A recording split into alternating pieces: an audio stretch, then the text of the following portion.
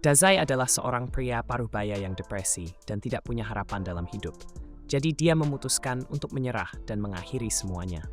Pada hari yang dingin dan hujan, Dazai dan kekasihnya terlihat berjalan bersama tanpa payung hingga mereka tiba di tepi sungai yang deras. Inilah yang diinginkan Dazai karena hujan membuat sungai cukup kuat untuk menghanyutkan seseorang. Dan sekarang, dia ingin menjadi orang itu. Dia dan Sachan datang ke sini hari ini karena mereka muak dengan dunia ini dan berencana untuk mengakhiri semuanya dengan menenggelamkan diri di Sungai Kun bersama. Dengan cara ini, mereka bisa menepati janji untuk selalu bersama. Jadi sebelum mereka melompat, mereka mengikat lengan mereka bersama sebagai tanda cinta.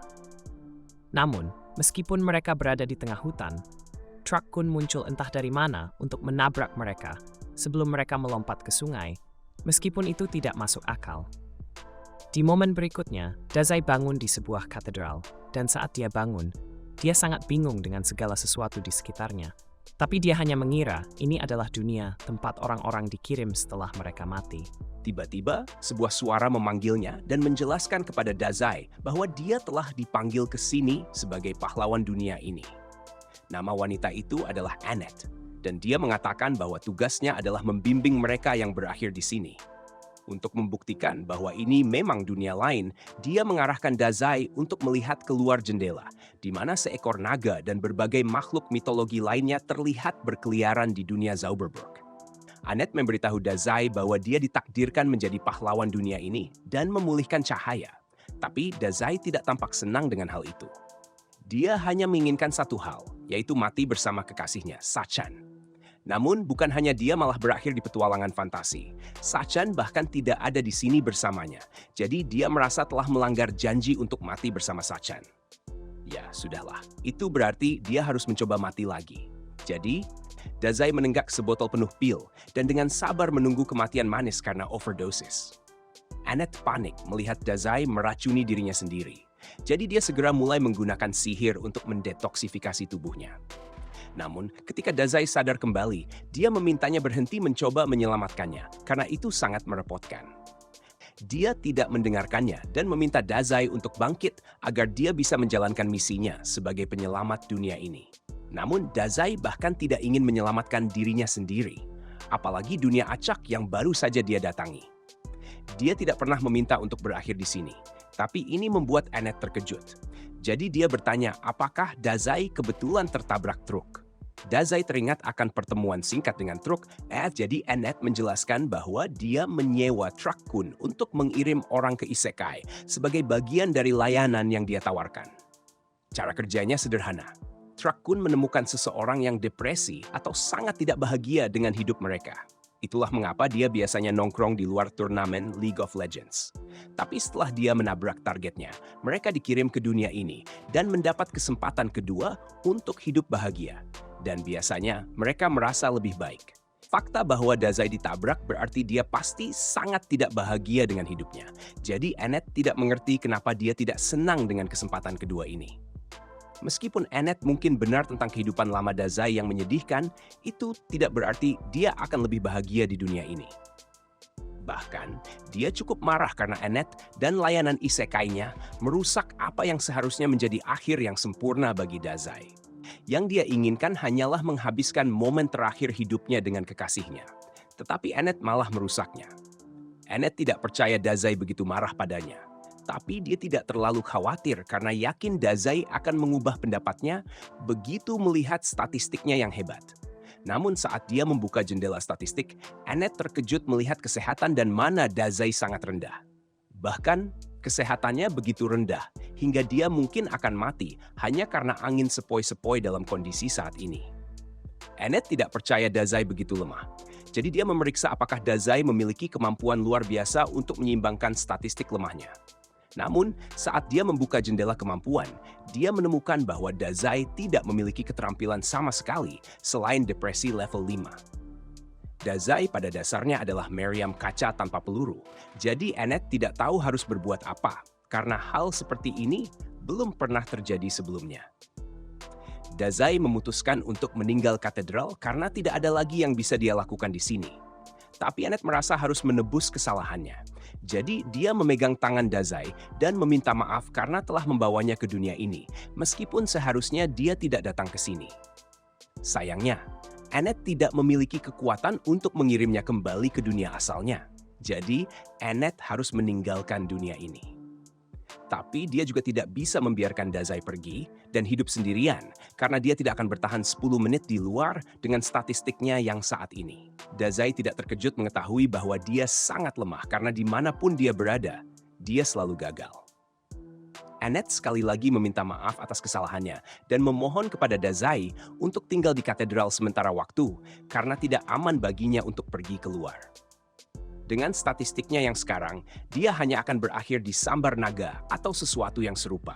Jadi menurut Annette, lebih baik dia menunggu sebelum melakukan hal yang berbahaya.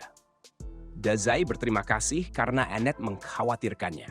Tapi dia mengatakan bahwa kekhawatiran itu tidak diperlukan, karena dia hanya mencari tempat untuk mati. Mendengar hal ini, membuat Annette berpikir bahwa Dazai mungkin benar-benar berbeda dari yang lain. Ketika pertama kali mengambil pekerjaan ini, dia sangat bersemangat untuk membimbing para pahlawan yang dipanggil dalam perjalanan mereka. Tetapi karena sebagian besar dari mereka adalah pemain league yang depresi, mereka sangat menjengkelkan, sehingga Annette berakhir membenci pekerjaannya. Tugasnya seringkali hanya berupa mengelus ego para pahlawan agar mereka mau menerima misi. Tapi Dazai berbeda. Saat Dazai hendak keluar, Annette menjatuhkan tongkatnya dan mengejar Dazai, memohon padanya untuk setidaknya memilih profesi sebelum pergi. Namun, Dazai berbalik dan berkata bahwa itu tidak perlu karena dia adalah seorang penulis alami. Dan itulah mengapa dia adalah seorang pahlawan. Dengan begitu, dia menutup pintu di belakangnya dan mengucapkan selamat tinggal kepada Annette. Setelah Dazai pergi, Annette jatuh ke lantai dan mulai berpikir bahwa Dazai adalah tipe orang yang dia tunggu-tunggu. Sementara itu, Dazai telah sampai di suatu padang rumput di luar dan mencoba mendapatkan petunjuk dari sebuah tanda. Tapi dia tidak mengerti satu kata pun di situ. Jadi dia kembali menenggak pil. Tiba-tiba, dia mendengar suara yang mengatakan bahwa dia baru saja menemukan landmark. Jadi 5 poin pengalaman telah diberikan. Mungkin dia sedang mabuk pil, tapi dia yakin suara itu berasal dari kepalanya. Dan ini benar-benar menyakitkan karena dia menderita migrain. Jadi dia mencoba menghentikannya. Namun, musik perayaan terdengar di kepalanya karena dia telah naik ke level 2 dan migrain yang diakibatkannya membuatnya semakin ingin mati. Saat itu, dia mendengar seorang gadis berteriak minta tolong di dekatnya. Jadi dia berbalik dan melihat gadis itu diserang oleh pohon kematian. Gadis itu melihat Dazai dan memintanya untuk membantu karena dia akan dibunuh oleh pohon itu jika tidak segera lolos. Dan pohon itu tampaknya semakin membelitnya dengan cabang-cabangnya setiap detik. Dazai hanya berdiri di sana sambil pohon itu menggerayangi gadis tersebut. Tampaknya menikmati pemandangan itu. Dia bahkan bertanya apakah gadis itu keberatan jika dia menulis novel tentang kejadian ini nanti. Tapi gadis itu tidak peduli tentang novel apapun dan hanya ingin Dazai segera menyelamatkannya. Dazai mencoba yang terbaik, tapi dia tidak bisa menjangkau gadis itu sama sekali. Jadi dia menyerah. Pohon itu lalu menangkap Dazai di leher dan menggantungnya di samping gadis itu. Tidak ada yang bisa dia lakukan sekarang. Jadi Dazai hanya memperkenalkan dirinya kepada gadis itu sambil tergantung dan mengatakan bahwa mereka mungkin tidak akan bertahan lebih lama lagi. Gadis itu menyalahkan Dazai atas situasi mereka karena dia tidak bisa melakukan apa-apa untuk menghentikan pohon kematian itu. Dan sekarang setelah mereka tertangkap, pohon kematian akan menggunakan kemampuan hisapnya untuk menyedot semua nutrisi dari tubuh mereka. Jadi dalam beberapa menit ke depan, mereka dijamin akan mati. Dazai mengatakan dia senang mendengarnya. Tapi ini membuat gadis itu ketakutan karena jenis orang gila apa yang ingin mati dengan cara disedot habis? Saat Dazai mulai merasa lemah, dia tampak seperti hampir pingsan sebelum tiba-tiba terkulai. Gadis itu mulai panik, berpikir bahwa Dazai benar-benar sudah mati. Namun, beberapa saat kemudian, cabang yang mencekik Dazai mulai layu, dan pohon kematian itu akhirnya hancur karenanya. Gadis itu dan Dazai terbebas saat pohon itu hancur. Tapi Dazai kecewa karena sekali lagi gagal mati. Berkat kemenangan yang tidak disengaja ini, Dazai naik level lagi, dan gadis itu bingung dan kagum karena dia percaya bahwa Dazai dengan sengaja membuat pohon kematian mati dengan menyerap racun dalam tubuhnya. Meskipun dia juga merasa aneh bahwa Dazai akan meracuni dirinya sendiri sejak awal. Gadis itu berterima kasih kepada Dazai karena telah menyelamatkannya. Sambil meminta maaf karena telah menyebutnya tidak berguna sebelumnya. Tetapi Dazai tidak merasa telah melakukan sesuatu yang istimewa. Yang berhasil dia lakukan hanyalah gagal mati. Dan dia sama sekali tidak senang dengan itu. Gadis itu tidak mengerti mengapa Dazai depresi, tapi dia ingin berterima kasih dengan tulus karena telah menyelamatkan hidupnya. Tiba-tiba dia punya ide dan mengundang Dazai ke rumahnya agar dia bisa mengungkapkan rasa terima kasihnya dengan benar. Dan Dazai tidak melihat masalah dengan itu. Saat gadis itu mengulurkan tangan dan bertanya apa yang harus dia panggil, Dazai berkata dia bisa memanggilnya Sensei. Namun, saat dia meraih tangan gadis itu, dia teringat pada Sachan. Hal itu membuatnya bertanya-tanya apakah Sachan juga berakhir di dunia ini. Dan jika demikian, maka dia mungkin bisa menemukan dan bersatu kembali dengan kekasihnya. Akhirnya, dia menemukan alasan untuk tetap hidup di dunia ini. Jadi dia akan memastikan untuk menemukan Sachan dimanapun dia berada. Dan ketika itu terjadi, mereka akhirnya bisa mati bersama. Motivasinya mungkin dipertanyakan, tapi setidaknya dia tidak lagi berusaha mati. Meski begitu, dia tidak tahu harus mulai mencari dari mana. Jadi dia kembali ke katedral Annette. Annette sangat gembira bahwa Dazai memutuskan untuk kembali kepadanya, sehingga dia bisa mencoba mendekatinya. Namun, saat gadis kucing muncul di belakang Dazai, Annette membeku karena terkejut karena dia tidak menyangka Dazai akan menemukan seorang wanita begitu cepat setelah keluar untuk pertama kalinya. Dazai mengatakan bahwa dia ingin bertanya sesuatu kepada Annette, jadi Annette bersiap-siap, berpikir bahwa Dazai ingin bertanya tentang dirinya. Tetapi Dazai mengatakan dia ingin mencari seorang gadis bernama Sachan, jadi dia berharap Annette punya informasi tentang itu. Annette kecewa karena Dazai bertanya tentang wanita lain, tapi dia tidak punya petunjuk bagus tentang di mana Sachan mungkin berada. Jadi Dazai kembali ke titik awal. Karena tidak punya tempat lain untuk pergi, dia mengikuti gadis kucing itu ke rumahnya. Gadis itu memberitahu Sensei untuk tetap semangat karena masih ada banyak waktu untuk menemukan Sachan. Namun, karena rumahnya masih cukup jauh, dia menyarankan agar mereka berhenti di kota Kastil Wrath untuk beristirahat sejenak. Dia kemudian memegang tangannya untuk membimbingnya ke sana. Namun, Annette juga ada di sini, entah kenapa. Dan dia tidak akan membiarkan perilaku tidak pantas seperti itu di depan umum.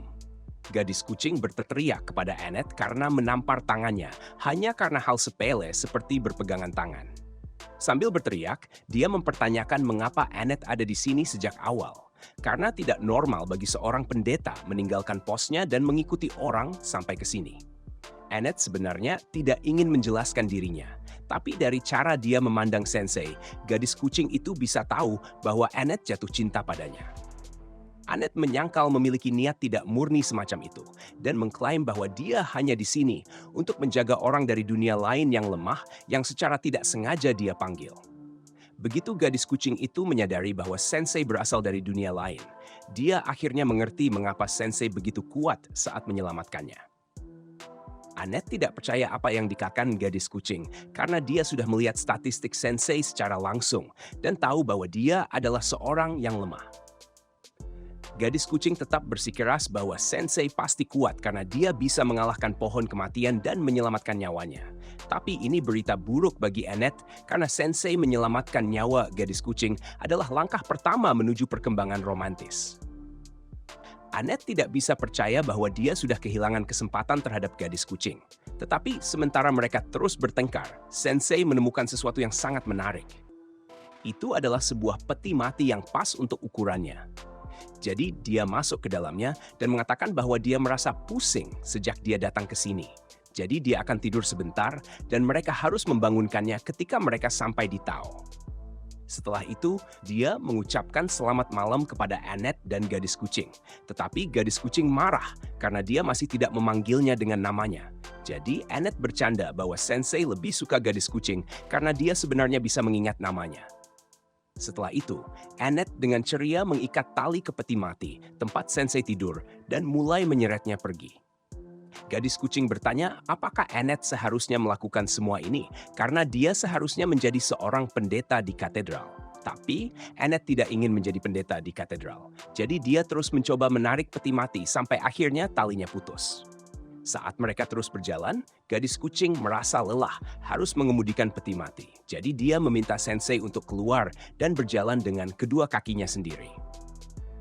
Namun, tidak ada respon dari Sensei. Jadi dia mulai khawatir jika Sensei mungkin benar-benar telah meninggal. Annette memeriksa status Sensei, dan ternyata Sensei baik-baik saja. Jadi kemungkinan dia hanya sedang tidur. Lagi pula, mereka sudah cukup dekat dengan kastil. Jadi Annette meminta Catgirl untuk bersabar sedikit lagi agar mereka tidak perlu membangunkan Sensei. Sementara itu, di dalam peti mati, Sensei sedang bermimpi dengan damai tentang Sakan tercintanya. Dan tidak peduli di mana dia berada, Sensei akan memastikan dia menemukannya agar mereka bisa mati bersama. Namun, tidak lama kemudian, mereka akhirnya tiba di kota kastil Wrath. Jadi Annette dan Catgirl membuka peti mati untuk mengeluarkan Sensei. Sensei melihat sekeliling kota dan kini benar-benar yakin bahwa dia tidak berada di dunia yang sama lagi. Sebelum melakukan apapun, Annette mengatakan bahwa mereka harus pergi ke kastil dan menghadap raja. Tetapi mereka malah meninggalkan peti mati di tengah jalan. Di kastil, Raja Thomas dan putrinya, Charlotte, senang bertemu dengan mereka. Dan karena mereka pasti kelelahan setelah perjalanan panjang, Raja menawarkan untuk membiarkan mereka semua beristirahat di kamar kastil untuk malam itu. Namun sebelum itu, Raja sangat ingin mendengar beberapa pengalaman menyenangkan dari Sensei. Sensei tidak bisa memikirkan banyak hal menyenangkan untuk dibicarakan. Tetapi, dia cukup menikmati kain lap peti mati di sini. Jadi dia memberitahu Raja bahwa dia akan mengajarinya bagaimana rasanya tidur di dalam peti mati. Dilihat dari konteksnya, itu jelas terdengar seperti ancaman. Tetapi Anna dengan cepat mengalihkan topik dan memuji Charlotte atas kecantikannya. Raja menyebutkan bahwa Charlotte sebenarnya akan segera menikah. Jadi dia meminta sedikit nasihat mengenai para pelamar Charlotte. Thomas memanggil para pria untuk dihadirkan. Jadi kami diperkenalkan dengan pejuang Gomez dan penyanyi pengembara cinta, Otto. Baru-baru ini, karena pengaruh kemarahan Raja Iblis, aktivitas monster meningkat pesat. Namun Thomas sudah terlalu tua untuk menangani masalah ini sendiri. Jadi dia memutuskan bahwa salah satu dari kedua pria ini akan menjadi suami Charlotte dan raja berikutnya dari Wrath. Namun, Charlotte tampaknya tidak setuju dengan ide tersebut karena dia belum memilih seorang suami. Itu sebabnya dia menyerahkan pilihan ini kepada sekelompok orang asing yang baru dikenalnya 10 menit yang lalu. Dia ingin mereka memilih siapa yang lebih cocok untuk menikahi Charlotte antara Gomez dan Otto. Namun saat prompt pilihan muncul, Sensei melakukan hal yang wajar dan mengatakan bahwa dia belum pernah bertemu kedua pria ini seumur hidupnya. Masa depan Charlotte tergantung pada keputusan ini. Jadi Sensei merasa bodoh jika keputusan ini diserahkan kepada sekelompok orang asing seperti ini. Jika ini adalah sesuatu yang dia lakukan tanpa berpikir dua kali, maka dia tidak layak menjadi raja. Raja terlihat terkejut, dan setelah mengatakan itu, Sensei berbalik dan hendak pergi. Sementara Annette dan Catgirl panik berusaha meminta maaf atas tindakan Sensei. Mereka mencoba menjelaskan bahwa Sensei berasal dari dunia lain. Jadi dia terkadang agak belak-belakan. Tetapi Raja mengatakan tidak masalah, karena dia bukan tipe orang yang menyimpan dendam. Dan Charlotte tampaknya mulai tertarik padanya. Malam itu, saat semua orang lainnya tertidur, Sensei menghabiskan waktu dengan melihat keluar jendela. Sehingga Annette bangun dan menanyakan apakah dia kesulitan tidur. Sensei mengatakan bahwa dia memang tidak pernah tidur dengan nyenyak. Annette ingin memanfaatkan kesempatan ini untuk belajar lebih banyak tentang Sensei. Jadi dia meminta Sensei untuk menceritakan tentang Sachan. Namun, dia kemudian melihat ekor muncul dari bawah selimut Sensei. Jadi, dia mengangkat selimut dan melihat Catgirl tertidur di paha Sensei. Dia tidak akan mentolerir kemoralannya, kecuali dia sendiri yang bisa tidur bersama Sensei. Jadi dia menggunakan bantal untuk memukul Catgirl dan membangunkannya. Catgirl membela diri dengan mengatakan bahwa dia kedinginan. Dan dia adalah bagian dari kucing, jadi sangat wajar baginya untuk berpelukan dengan orang lain untuk kehangatan. Sementara Annette dan Catgirl terus berdebat tentang hal ini, Sensei bangkit dan meninggalkan ruangan karena semua kebisingan. Saat dia melangkah keluar ke lorong, dia melihat cahaya yang indah. Jadi dia keluar untuk melihat danau, dan kebetulan Charlotte juga berada di sana. Begitu dia melihat Sensei, Charlotte mengundangnya untuk menikmati pemandangan danau bersamanya, karena malam ini sangat indah. Sensei setuju bahwa pemandangannya sangat cantik, bahkan begitu cantik hingga membuatnya merasa ingin tenggelam di danau. Charlotte terkejut mendengar hal ini dan bertanya, apakah Sensei memiliki masalah yang cukup berat hingga membuatnya ingin tenggelam. Tetapi dari apa yang Sensei lihat sejauh ini, Charlotte tampaknya lebih banyak terbebani daripada dia. Setelah beberapa saat hening, Charlotte membuka hati kepada Sensei bahwa dia belum bisa memutuskan antara Gomez dan Otto. Gomez baru-baru ini tiba di kastil, tetapi dia sudah menjadi tentara yang paling dapat diandalkan. Ayahnya percaya pada kekuatan Gomez, jadi dia merasa mungkin harus memilihnya. Tetapi Otto adalah teman masa kecilnya, dan setiap kali dia merasa sedih, Otto selalu menulis lagu dan memainkannya untuk membuatnya merasa lebih baik. Dia tidak tahu apakah harus memilih suami yang dia cintai atau seseorang yang akan menjadi raja terkuat demi ayahnya. Sensei tertawa kecil dan mengatakan bahwa Charlotte benar-benar baik karena begitu memikirkan pendapat ayahnya sampai sejauh ini. Berbeda dengan Sensei yang beberapa kali mencoba mengakhiri hidupnya, selalu merepotkan keluarganya dalam prosesnya. Namun, dia tidak pernah membiarkan orang lain menentukan bagaimana dia menjalani hidupnya. Dia berpikir Charlotte harus membuat keputusan berdasarkan apa yang dia inginkan. Dan untuk itu, dia harus mencari tahu apa keinginan sejatinya. Keesokan harinya, Raja Thomas memanggil Sensei dan yang lainnya ke ruang tahta lagi. Dia meminta maaf atas ketidaknyamanan ini. Tetapi dia memanggil mereka karena Charlotte akhirnya telah memutuskan siapa yang akan dinikahinya. Jadi, dia ingin mereka menjadi saksi keputusan tersebut. Annette berpikir, Charlotte pasti akan menikah dengan Gomez, karena dia kemungkinan akan menempatkan kebutuhan kerajaan di atas kepentingan pribadinya. Sementara Catgirl merasa Otto adalah pasangan yang jauh lebih cocok untuknya. Thomas meminta Charlotte untuk mendekati pria yang telah dia pilih dan mengucapkan sumpahnya kepada pria tersebut. Namun, alih-alih menuju ke Otto atau Gomez, Charlotte meraih tangan Sensei dan mengatakan bahwa dia ingin tenggelam di danau bersama Sensei. Tidak ada yang bisa percaya dengan apa yang baru saja mereka dengar, terutama Annette yang langsung terjatuh ke tanah. Charlotte kemudian menjelaskan alasannya. Setelah berbicara dengan Sensei malam sebelumnya, dia memikirkan siapa yang harus dipilihnya selama waktu yang lama, dan itu membuatnya menyadari sesuatu. Awalnya, dia condong untuk memilih Otto karena dia selalu menyanyikan lagu-lagu untuknya saat dia merasa sedih. Namun dia kini teringat bahwa Otto juga menyanyi bahkan ketika tidak sedih, dan dia juga menyanyikan lagu malam tadi, tanpa pernah mengungkapkan bahwa dia mencintainya. Jadi, mungkin dia hanya ingin menampilkan lagu terbarunya kepada seseorang, dan Charlotte kebetulan ada di sana untuk mendengarkan. Dan Gomez juga tidak cocok karena baunya yang tidak sedap. Raja meminta Charlotte untuk mempertimbangkan kembali dan memilih seorang suami, yang tampaknya aneh mengingat dia telah menyatakan niatnya untuk tenggelam di danau bersama Sensei. Charlotte membalas Thomas dengan tegas, mengatakan bahwa itu adalah ide bodoh untuk memaksanya menikah dengan seseorang tanpa meminta pendapatnya, mengingat dia sebenarnya tidak ingin menikah sama sekali. Pada akhirnya, Thomas tidak pernah berhenti untuk mempertimbangkan perasaannya sama sekali. Tetapi Sensei sebenarnya peduli dengan apa yang dia pikirkan dan menghormati bahwa itu adalah keputusannya untuk dibuat. Sensei kini memahami mengapa Charlotte memilihnya. Tetapi sebelum dia bisa memberikan tanggapan, Gomez melepas helmnya dan mengatakan bahwa dia tidak pernah menyangka identitasnya akan terbongkar karena baunya.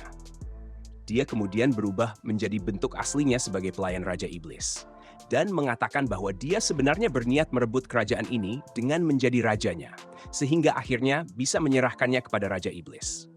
Namun, rencananya telah hancur karena Charlotte melihat melalui penyamarannya. Sensei melihat ke arah Charlotte dan bertanya apakah dia mengetahui bahwa Gomez adalah iblis, tetapi Charlotte sama sekali tidak tahu. Dia hanya mengatakan bahwa Gomez bau karena dia memang benar-benar bau. Itu berarti Gomez baru saja membongkar penyamarannya tanpa alasan yang jelas, tetapi dia tidak mau mengakui kesalahannya. Jadi sekarang identitasnya sudah terungkap. Dia mengatakan bahwa dia akan membunuh mereka semua. Ini adalah situasi di mana seorang pendeta yang kuat akan sangat berguna, tetapi dia masih tidak sadar. Jadi Catgirl mencoba membangunkannya sementara Gomez sibuk dengan para penjaga. Sayangnya, para penjaga tidak bertahan lama. Jadi Catgirl terpaksa mengambil tubuh Annette dan melarikan diri untuk menghindari tertimpa tiang. Karena Annette tidak akan bangun dalam waktu dekat, Catgirl memutuskan untuk mengambil tindakan sendiri dan melawan Gomez. Saat ini, dia berada di level 15, jadi seharusnya dia bisa mengatasi pertarungan dengan baik. Karena dia akan bertarung, Otto menawarkan untuk memainkan sebuah lagu untuknya. Karena dia berada di level 89 dan biasanya dapat memberikan buff, tetapi ternyata Otto hanya memainkan lagu terbarunya tanpa efek tambahan, kecuali bahwa lagu itu adalah klasik yang disetujui menurut Sensei. Catgirl tidak punya pilihan lain selain mulai menyerang sendiri. Ketika Gomez menyerangnya, Catgirl membungkuk dan menendangnya ke wajah. Dia kemudian melanjutkannya dengan pukulan kucing, tetapi itu tidak terlalu merusak Gomez, jadi dia mampu mengirim Catgirl terlempar. Gomez kemudian mengatakan bahwa dia akan mengerahkan seluruh kemampuannya dalam serangan berikutnya dan merobek Catgirl menjadi bagian-bagian kecil. Tetapi sebelum itu, Sensei menarik perhatiannya dan meminta Gomez untuk terlebih dahulu menghilangkan dirinya dan Charlotte. Gomez awalnya tidak menganggap Sensei serius, tetapi Sensei menegaskan bahwa sekarang Charlotte telah bebas dari kendali bodoh ayahnya. Permintaan pertamanya adalah mengakhiri semuanya bersama Sensei. Dan Sensei selalu siap untuk kesempatan baik untuk kick the bucket. Jadi dia meminta Gomez untuk memberinya kesempatan ini. Gomez setuju untuk membunuh Sensei, tetapi dia menambahkan bahwa setelah itu, dia akan membunuh Raja. Dan kemudian, dia akan membakar kota hingga rata dengan tanah sambil membunuh setiap warga yang tersisa di dalamnya. Sensei sebenarnya tidak peduli apa yang dilakukan Gomez setelah itu, karena dia sudah mati. Tetapi Charlotte mulai berpikir ulang tentang kematian. Saat Gomez mulai menyerang, dia mengatakan kepada Sensei bahwa tidak bisa membiarkan dirinya mati begitu saja, karena dia ingin tetap hidup dan melindungi kerajaan. Sensei senang mendengar bahwa Charlotte akhirnya memahami apa yang sebenarnya dia inginkan. Jadi karena dia ingin tetap hidup, Sensei mendorongnya menjauh agar dia sendiri yang akan terkena serangan. Saat Gomez terus menyerang langsung ke arah Sensei, Charlotte mencoba meyakinkan Sensei untuk tidak membiarkan dirinya tertusuk. Tetapi untungnya, pada saat yang sama, Annette baru saja bangun dan menggunakan kekuatannya untuk menciptakan perisai cahaya di depan Sensei, melindunginya dari serangan Gomez. Annette bersumpah tidak akan membiarkan Sensei mati selama dia ada di sampingnya. Jadi, saat Gomez mencoba menembus perisainya, dia akhirnya menghancurkan tanduknya, dan kini Gomez tidak memiliki pertahanan. Catgirl dapat mengalahkan Gomez dengan sebuah pukulan yang mengirimnya terlempar melalui dinding kastil dan masuk ke danau. Baik Catgirl maupun Annette merasa lega karena berhasil selamat. Dan karena Annette sangat membantunya selama pertempuran, Catgirl merasa perlu untuk mengucapkan terima kasih. Annette juga berterima kasih kepada Catgirl atas bantuannya. Dan keduanya tampaknya mulai akur satu sama lain. Otto masih di sini, terus memainkan harpsichordnya tanpa peduli dengan apapun. Charlotte memiliki banyak hal yang harus dipikirkan setelah apa yang baru saja terjadi, tetapi tiba-tiba ayahnya berlari menghampirinya dan mulai memohon maaf karena tidak mempertimbangkan perasaannya sebelumnya. Sensei benar ketika mengatakan bahwa Thomas tidak layak menjadi raja, dan sekarang dia menyadari bahwa dia bahkan tidak layak menjadi ayah Charlotte. Jadi dia dengan tulus meminta Charlotte untuk memaafkannya. Charlotte turun dan memberitahu ayahnya bahwa dia memaafkannya. Dan mulai sekarang, dia ingin banyak berbicara dengannya tentang masa depan kerajaan ini dan diri mereka sendiri.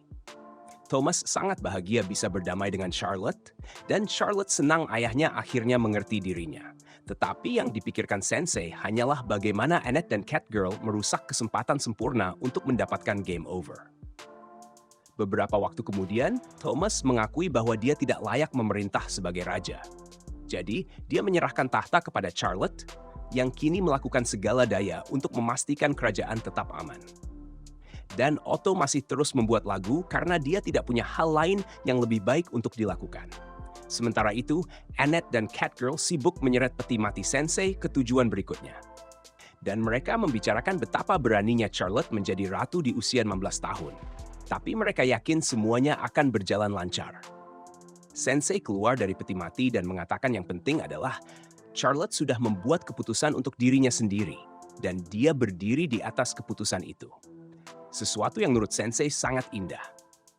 Setelah mengantar Sensei dalam waktu yang cukup lama, Catgirl bertanya pada Annette apakah mereka bisa istirahat sejenak karena dia sangat lelah. Mereka sudah menempuh jarak yang cukup jauh, jadi Annette pikir tidak masalah jika mereka beristirahat sebentar. Saat mereka berhenti, Sensei membuka peti mati dan bertanya apakah waktunya makan. Annette menawarkan roti, tapi Sensei bilang dia hanya makan tofu rebus, jadi jika tidak ada dia akan kembali tidur. Setelah istirahat, Catgirl bertanya berapa lama lagi sebelum mereka sampai di rumahnya. Dan karena Annette yang membawa peta, dia bilang sepertinya akan butuh beberapa hari lagi sebelum mereka sampai di kota asalnya. Tapi sebelum itu, Annette meminta untuk berhenti di kuil yang putih itu. Catgirl tidak masalah dengan penundaan, tapi dia bertanya mengapa Annette perlu pergi ke sana, membuat Annette mulai menjelaskan masalahnya.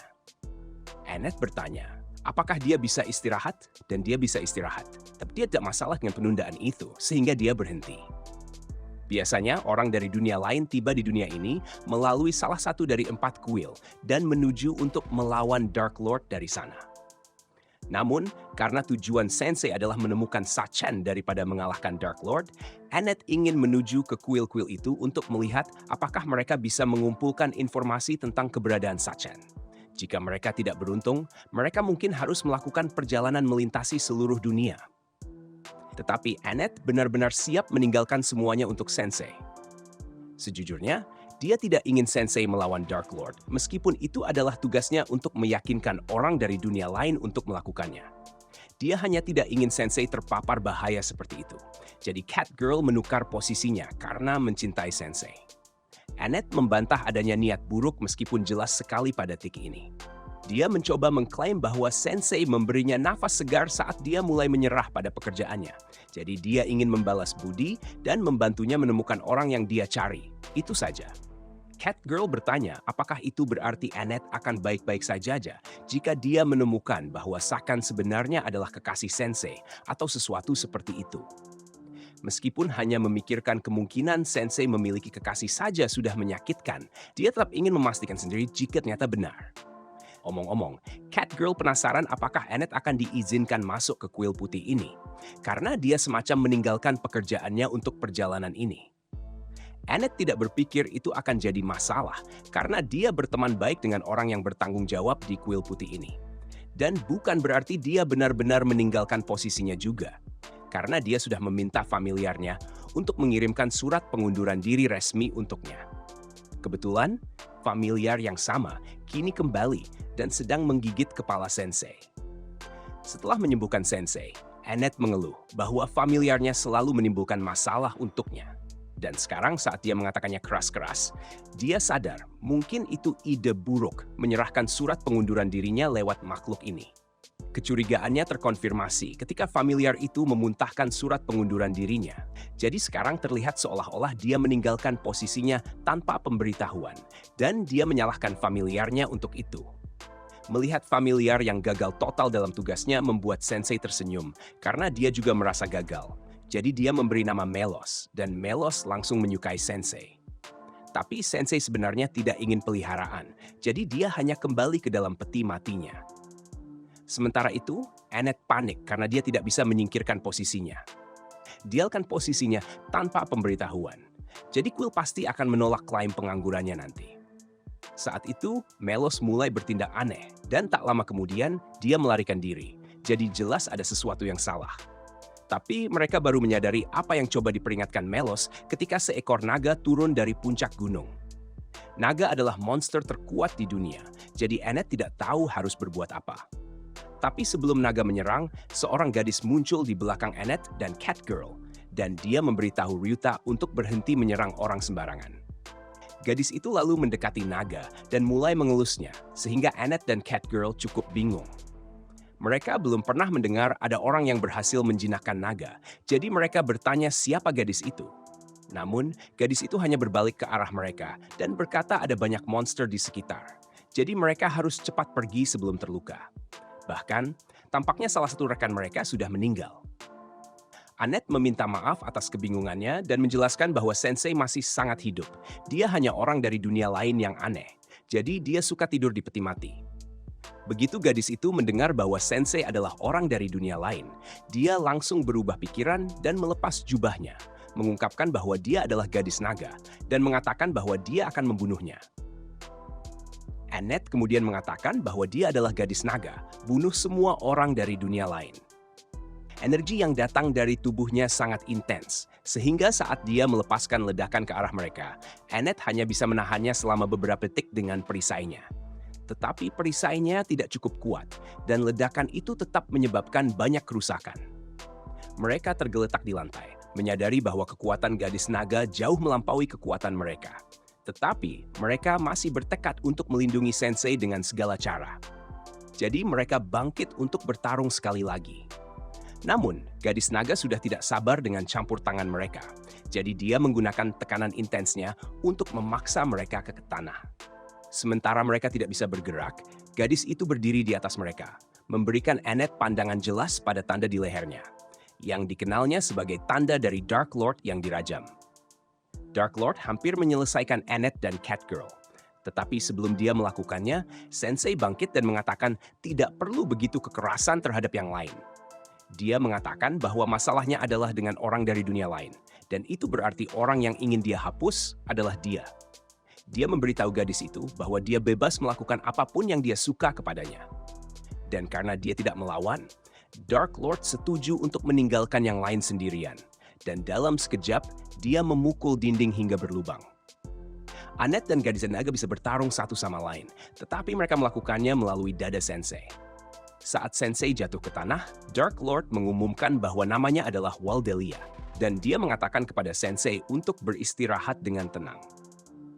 Tapi saat dia hendak pergi, Sensei bangkit kembali dan mulai tertawa melihat kenyataan bahwa Waldelia benar-benar menikamnya. Dia bisa merasakan bahwa Waldelia menyimpan kebencian di dalam hatinya karena dia pernah merasakannya dan ingin menusuk seseorang. Bahkan dia pernah menulis surat ancaman pada waktu itu. Jadi dia tahu seperti apa rasanya diliputi kebencian. Waldelia mulai merasa cemas pada titik ini, tetapi Sensei terus mendekat dan menyentuh pipinya, memberi efek Dying Man Reeves padanya. Dia mengatakan bahwa dia ingin sekali mendengar ceritanya, tetapi Waldelia tidak akan terjebak oleh pesonanya begitu saja. Jadi dia memanggil Ryuta untuk membawanya keluar sebelum dia terpengaruh. Setelah Waldelia pergi, Sensei kembali terjatuh karena dia masih memiliki lubang di dadanya. Tetapi Melos masih ada di sekitar. Jadi akhirnya dia berguna dan menyeret mereka semua ke kuil. Saat melihat kondisi Annette yang buruk, Melos langsung memeriksanya. Namun, Annette meminta agar Melos merawat Sensei terlebih dahulu, karena kondisinya jauh lebih parah. Itu hanya masalah waktu sebelum dia bisa kembali ke kesadarannya. Melos melihat kondisinya sangat buruk, jadi dia memanggil semua ramuan penyembuh dan pendeta yang tersedia untuk membantu Sensei pulih. Keesokan harinya, Sensei sudah pulih sepenuhnya, tapi dia tidak bisa membiarkannya begitu saja. Jadi hal pertama yang dilakukannya adalah keluar dan membeli sebotol racun untuk diminum. Sementara dia melakukan itu, Annette mengucapkan terima kasih kepada Yisha atas semua bantuannya dan mengatakan bahwa dia akan memastikan untuk membalas budi suatu hari nanti. Untuk saat ini, Annette bertanya apakah Yisha pernah mendengar tentang seorang Otherworlder bernama Sachin. Tetapi Yisha belum pernah mendengarnya. Jadi Yisha berasumsi bahwa Sachin mungkin telah dipanggil ke kuil lain. Yang lebih penting, Yisha bertanya mengapa Annette tiba-tiba bepergian dengan seorang Otherworlder. Dia terkejut saat mendengar bahwa Annette meninggalkan pekerjaannya. Tapi dia juga merasa agak lega karena dia tahu Annette terlalu baik hati untuk terpapar pekerjaan semacam ini. Namun, dia tidak bisa mendukung keputusan Annette untuk bepergian dengan seorang Otherworlder karena seharusnya dia tahu dari pengalaman langsung bahwa mereka semua pada dasarnya adalah orang-orang buruk. Mereka diberikan karunia ilahi untuk mengalahkan Dark Lord. Namun mereka semua menyebut karunia mereka sebagai keterampilan yang terlalu kuat dan menggunakannya untuk hal-hal bodoh seperti memulai karir tikus yang gagal. Orang aneh ini bernama Kotaro, dan sayangnya dia diberikan kekuatan untuk menghancurkan ekonomi dunia dengan memproduksi koin emas secara massal. Dia menawarkan untuk membeli apapun yang diinginkan para gadis sebagai balasan untuk waktu bersenang-senang. Tetapi Isha melemparkan emasnya kembali ke wajahnya dan menyuruhnya pergi karena dia sedang dalam percakapan serius. Kotaro memang mengganggu, Tetapi dia membantu membuktikan poin Isha bahwa orang-orang dari dunia lain tidaklah baik. Annette mencoba menjelaskan bahwa Sensei tidak seperti orang-orang dari dunia lain pada umumnya. Tetapi Isha tidak percaya karena wajah Sensei menunjukkan bahwa dia adalah orang yang destruktif. Isha memperingatkan Annette bahwa berada di sekitar Sensei akan merusaknya. Tetapi Annette tidak berpikir Sensei adalah pengaruh buruk karena dia yakin dia telah berubah menjadi lebih baik sejak bertemu Sensei. Namun, argumennya tentang Sensei sebagai pengaruh baik tidak terdengar meyakinkan ketika Sensei datang kepadanya meminta uang untuk membeli obat-obatan. Dan dia dengan senang hati memberinya sebanyak yang dibutuhkan. Jadi Isha berpikir Annette mungkin sudah terlalu jauh. Jika Annette sudah sebegitu terikat pada Sensei, Isha setidaknya ingin tahu apa jenis hadiah yang dimiliki Sensei. Tapi dia terkejut ketika Annette memberitahunya bahwa Sensei tidak memiliki hadiah. Dan meskipun tidak memiliki hadiah, Sensei tetap menempatkan dirinya dalam bahaya untuk melindungi Annette dan Catgirl dari Dark Lord.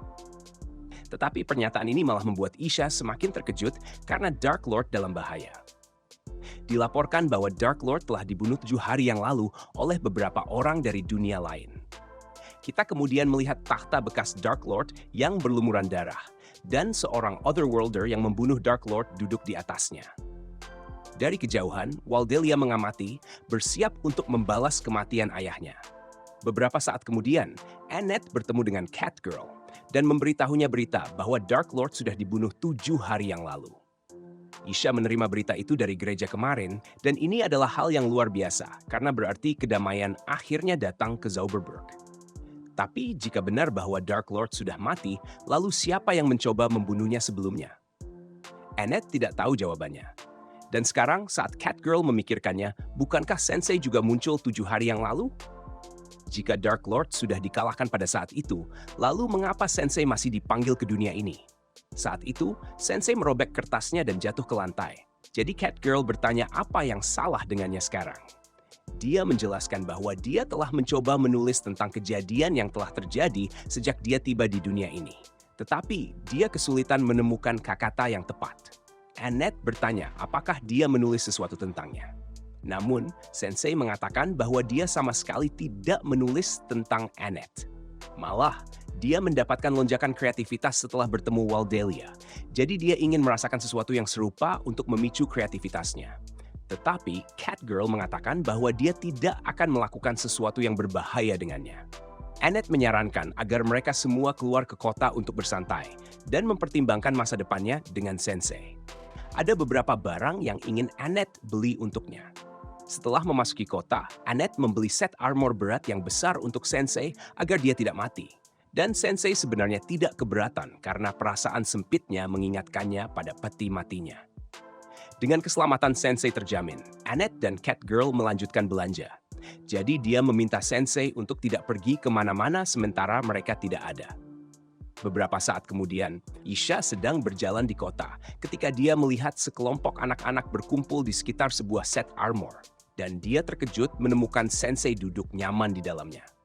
Mengingat pertanyaan mengapa dia berada dalam armor yang begitu besar, Isha mengatakan bahwa dia ingin berbicara dengan Sensei. Dia mengatakan bahwa mulai sekarang, Annette akan tinggal bersamanya karena dia percaya tinggal bersama Sensei pada akhirnya akan menjadi hal yang baik bagi Annette. Dia memberitahu Sensei membicarakan partinya dengan Annette. Tapi Sensei hanya tersenyum dan mengatakan bahwa Annette adalah satu-satunya yang bisa memutuskan apakah dia ingin tinggal bersamanya atau tidak. Jadi bukan hak Isha untuk memutuskan untuknya.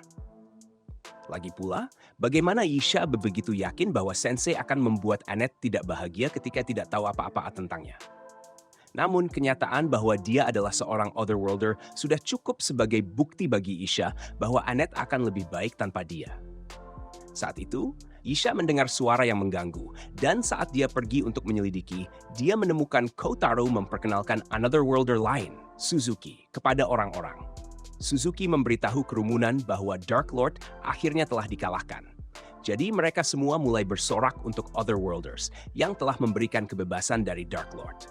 Suzuki mengoreksi kerumunan tersebut karena dia tidak akan menyebut ini sebagai pembebasan, melainkan lebih seperti mereka berada di bawah manajemen baru. Dia menyatakan bahwa mulai sekarang, dunia ini akan diperintah oleh Otherworlders dan Suzuki akan mengambil alih kota ini. Jadi dia menuntut agar semua orang bersujud kepadanya.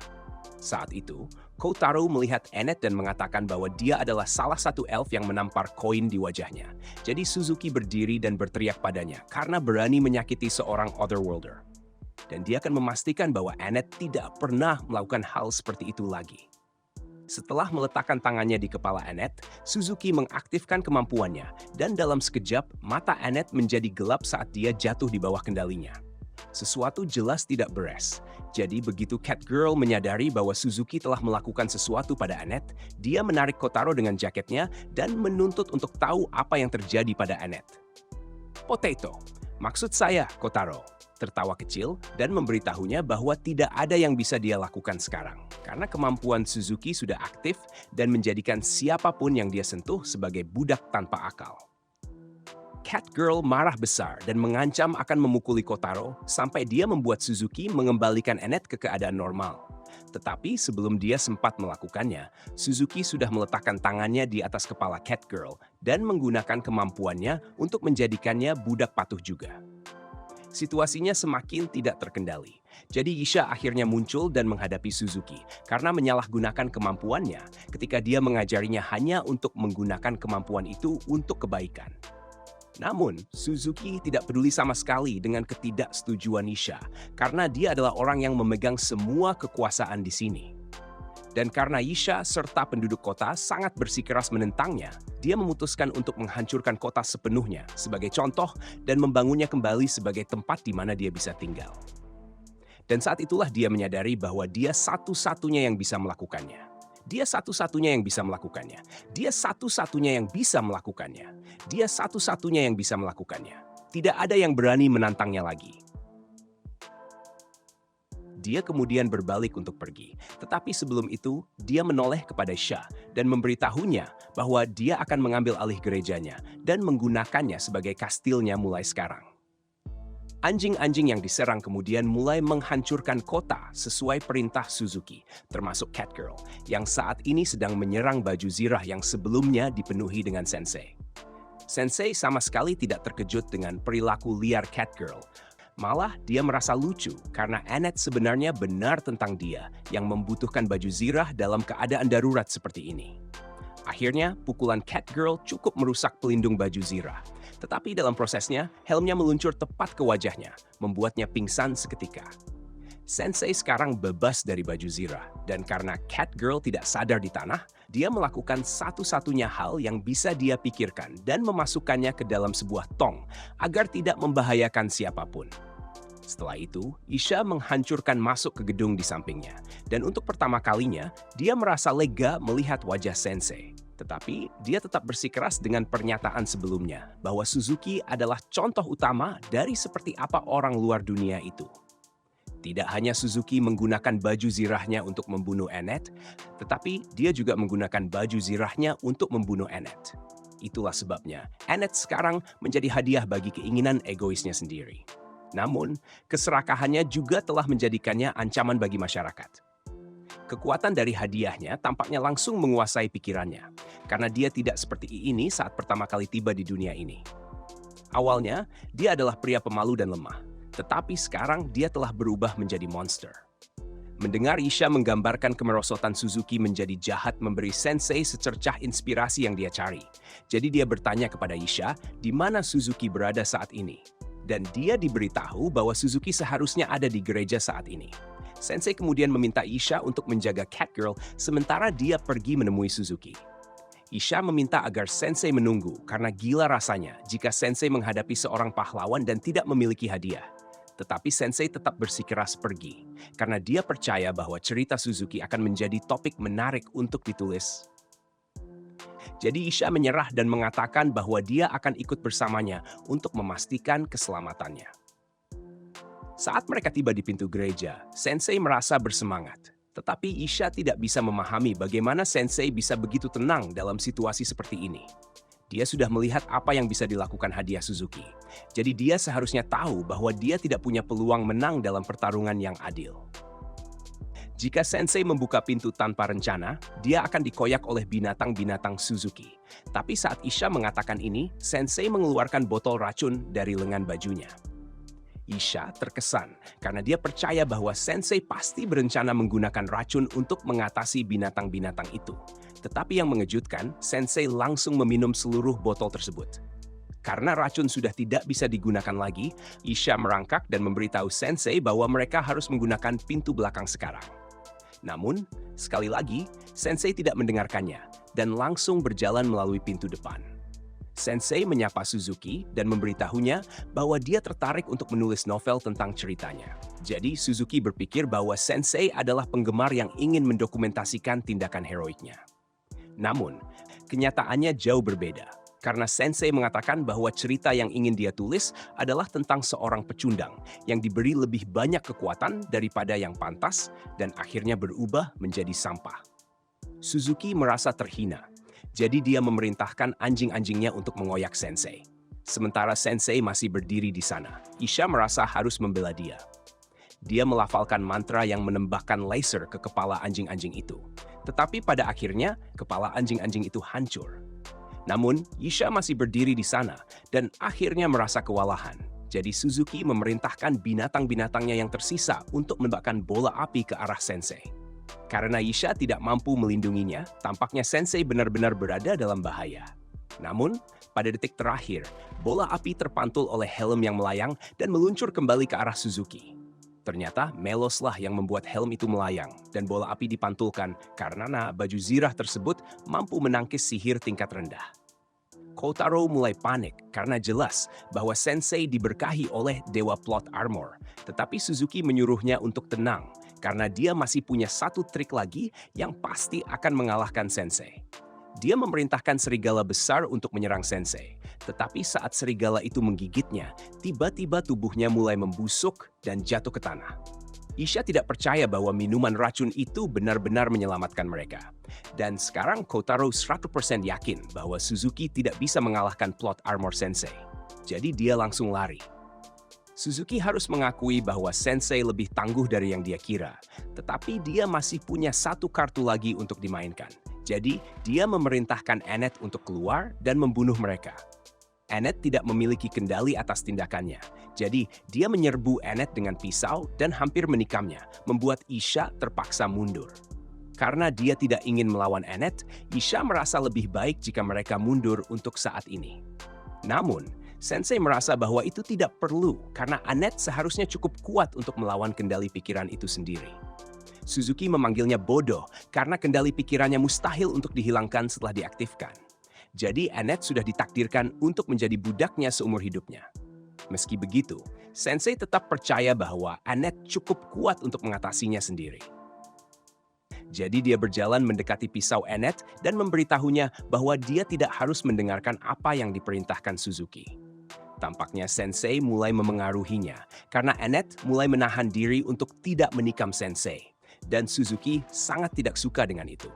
Dia menggunakan seluruh kekuatannya untuk memaksa Annette menikam Sensei. Tetapi melalui kekuatan tekad dan sebuah kilas balik, Annette berhasil mengatasi pencucian otak dengan menusuk kakinya sendiri. Rasa sakit itu membuatnya sadar, jadi dia jatuh ke pelukan Sensei. Sekarang Annette kembali ke dirinya yang biasa. Sensei meminta Isha untuk merawat luka kakinya. Dan Isha mulai menyadari bahwa dia mungkin salah menilai Sensei sebagai seseorang.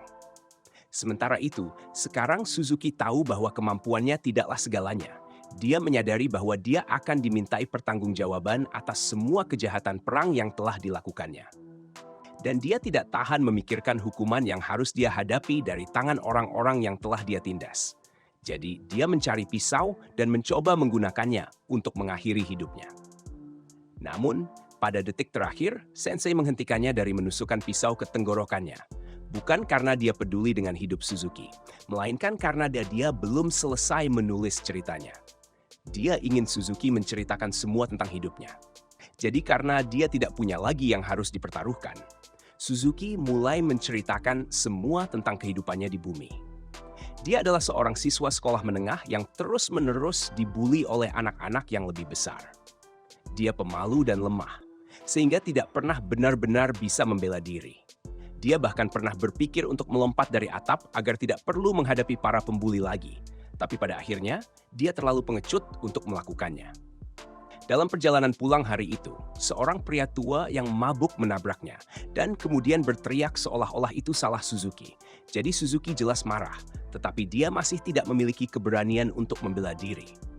Secara keseluruhan, dia adalah orang yang sengsara, yang membuatnya menjadi target utama Truck-kun.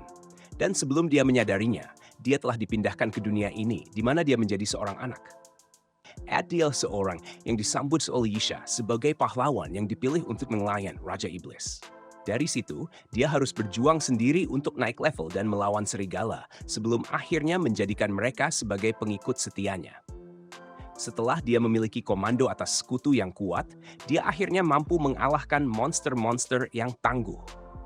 Dia percaya bahwa segala sesuatunya akhirnya membaik untuknya. Tetapi saat dia berjalan melalui kota, dia menyadari bahwa meskipun dia telah mendapatkan kekuatan baru, orang-orang di sini masih memperlakukannya seperti orang buangan, sama seperti di bumi.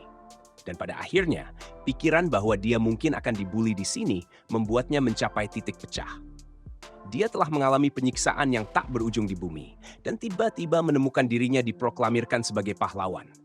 Tetapi dia tidak memiliki alasan untuk menyelamatkan dunia baru ini atau menjadi pahlawannya. Meskipun demikian, bahkan ketika dia mencoba berperan sebagai penjahat, dia bahkan tidak bisa melakukan itu. Sensei puas dengan cerita yang baru saja diceritakan Suzuki, karena itu memungkinkan dia menyelesaikan novelnya. Novel itu tentang seorang pria malang yang tidak bisa menjadi pahlawan maupun penjahat karena kelemahannya sendiri. Dia adalah orang buangan, tidak peduli dunia apapun yang dia masuki. Jadi Sensei memutuskan untuk memberi nama novel itu Isekai Shikaku. Dan saat dia menamainya, halaman-halaman novel mulai melayang di sekitar Suzuki. Sensei berterima kasih kepada Suzuki untuk ceritanya, karena itu membantunya menulis beberapa cerita yang ingin dia sampaikan. Tetapi dia tidak ingin menjadi penjahat. Dia memutuskan untuk meninggalkan novel itu jika itu membuatnya puas. Tetapi itu tidak mungkin. Saat dia dibiarkan, namun dia masih tidak bisa menyebut ini sebagai mahakarya. Jadi dia mengambil selembar halaman dari novel dan merobeknya. Saat dia melakukan ini, sebuah lingkaran sihir muncul di bawah Suzuki. Dan baik Isha maupun Annette mengenali bahwa ini adalah lingkaran pemanggilan yang mereka gunakan untuk membawa pahlawan ke dunia ini. Tapi kali ini berfungsi terbalik, sehingga dalam kilatan cahaya, Suzuki dipanggil kembali dan dikirim kembali ke bumi. Annette memeriksa layar status Sensei dan mengejutkan. Sekarang tertera bahwa dia memiliki hadiah, padahal sebelumnya tidak ada. Isha menyadari bahwa ini pasti semacam keterampilan khusus yang hanya aktif terhadap orang luar dunia, yang berarti Sensei dibawa ke dunia ini untuk melawan orang luar dunia. Setelah selesai, Sensei jatuh ke tanah, kecewa karena dia tidak bisa menciptakan mahakarya seperti yang dia inginkan. Dan tampaknya dia tidak menyadari kekuatan yang dimiliki tulisannya saat dia mulai bertanya-tanya apa yang terjadi pada Suzuki. Dengan Suzuki yang telah dikembalikan ke dunia asalnya, semua monster di bawah kendalinya berhenti agresif dan mulai meninggalkan kota. Dan Catgirl akhirnya keluar dari tong, meskipun dia tidak bisa mengerti mengapa dia ada di sana sejak awal.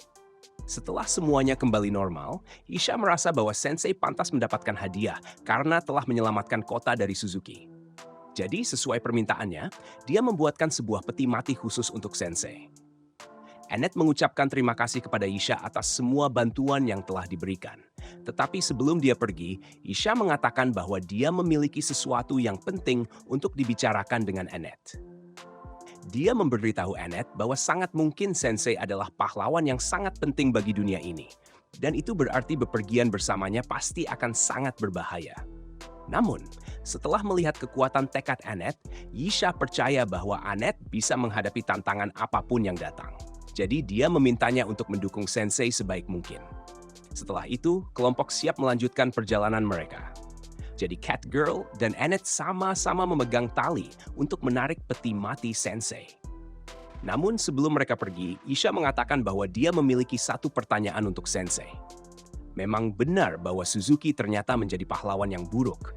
Tetapi mengingat fakta bahwa dia baik sebelum diberikan kekuatannya dan terpapar dunia ini, dia tidak bisa tidak merasa bahwa dia hanya berubah seperti itu karena dia dipanggil.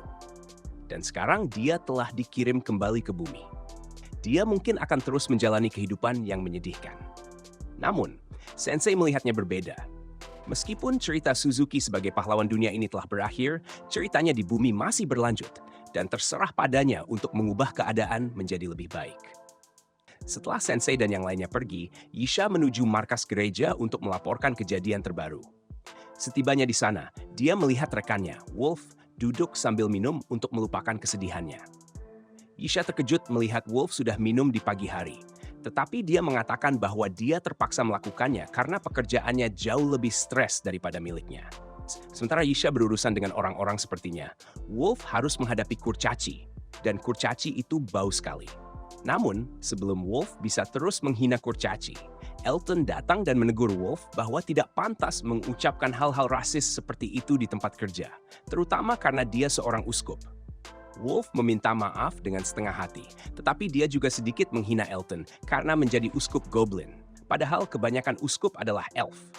Goblin tidak terlalu tersinggung dan menunjuk bahwa Wolf bertindak lebih buruk daripada kurcaci yang diklaimnya sangat dibenci. Hal ini membuat Wolf marah, sehingga dia menantang Goblin untuk mencoba menghadapi kurcaci sepanjang hari dan lihat apakah dia masih tidak rasis setelah itu. Tiba-tiba, mereka berdua terhenti saat Kardinal Miller tiba dan mengatakan kepada mereka untuk berhenti bertengkar dan duduk agar rapat ini bisa dimulai.